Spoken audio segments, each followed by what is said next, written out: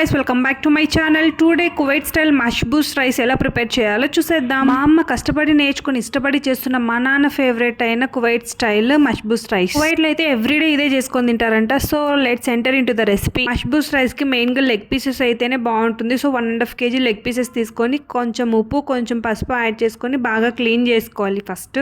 ఇది actually masala less rice. నాకైతే preparation రాదు. సో అమ్మ చేస్తుంటే వీడియో అయితే క్యాప్చర్ చేశాను. నేను దట్టు మీరు నేర్చుకోవచ్చు కదా. సో వీడియో అయితే క్యాప్చర్ చేసి అప్లోడ్ చేస్తున్నాను. ఇంకా మెయిన్ రెసిపీ స్టార్ట్స్ నౌ. ఒక పాత్ర తీసుకొని అందులో 2 to 3 table spoons of oil అయితే యాడ్ చేసుకోవాలి. తర్వాత 2 to 3 బిర్యానీ లీవ్స్ యాడ్ చేసుకోవాలి. 3 చిన్న పీసెస్ చెక్క యాడ్ చేసుకోవాలి. తర్వాత 10 to 12 లవంగాలు అండ్ 1 బిగ్ సైజ్ ఆనియన్ చిన్న పీసెస్గా కట్ చేసుకొని యాడ్ చేసుకున్న తర్వాత 5 to 6 పచ్చిమిరపకాయలు కట్ చేసుకోవాలి. 1 బిగ్ సైజ్ టమోటా కట్ చేసుకొని యాడ్ చేసుకోవాలి. నెక్స్ట్ చిన్న ముక్క అల్లం యాడ్ చేసుకోవాలి. నెక్స్ట్ 4 to 5 యాలకబుడ్డ అయితే యాడ్ చేసుకొని బాగా మిక్స్ చేసుకొని లైట్గా ఫ్రై చేసుకోవాలి. అండ్ మనం ముందుగా క్లీన్ చేసి పెట్టుకున్న చికెన్ ముక్కలు అయితే యాడ్ చేసుకోవాలి. అన్ని మనకి మినిమం ఇంత సైజులో పీసెస్ కట్ చేయించుకుంటే కుకింగ్కి ఈజీగా ఉంటుంది. ఈజీగా ఫ్రై కూడా చేయొచ్చు. అమ్మ ఇక్కడ చికెన్ వేస్ట్ చేస్తుంది కదా, మీరు మటన్ ట్రై చేయండి, ఎలా వస్తుందో కామెంట్ చేయండి. అండ్ బాగా ఫ్రై చేసుకొని ఉప్పు ఏమైనా తక్కువ ఉంటే యాడ్ చేసుకోవాలి.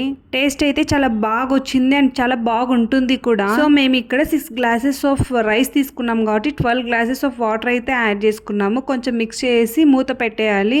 ఒక 5 to 7 minutes బాగా ఉడికేసి ఇలా పీసెస్ అంతా ఉడికిపోయి ఉంటాయి. సో పీసెస్ అంతా ఫిల్టర్ చేసుకొని సైడ్లో అయితే పెట్టుకోవాలి. పీసెస్తో పాటు అల్లం ముక్క టమోటా ముక్కలు ఉంటే కూడా సైడ్ పెట్టుకోవాలి. లేకుంటే అలానే యాడ్ చేయొచ్చు. ఇట్స్ యువర్ ఆప్షనల్ అనమాట. అండ్ నెక్స్ట్ వచ్చేసి నానబెట్టుకున్న రైస్ అయితే ఆ వాటర్లోకి యాడ్ చేసుకోవాలి. చాలాసేపు నానబెట్టకూడదు, జస్ట్ 2 minutes అంతే చాలు. చాలా నానబెట్టినా చాలా మెత్తగా అయిపోతుంది, తినడానికి సరిగ్గా ఉండదు. అంతే, ఇంకా రైస్ యాడ్ చేసి మూత పెట్టేసి 7 to 10 minutes అలా ఉడికిస్తే చాలు. మష్బూస్ రైస్ రెడీ. ఈ రెసిపీ అయితే చాలా మందికి తెలీదు, బట్ తెలిసిన వాళ్ళు ఉన్నారు. ముస్లిమ్స్కి చాలా బాగా తెలిసి ఉంటుంది మేబీ.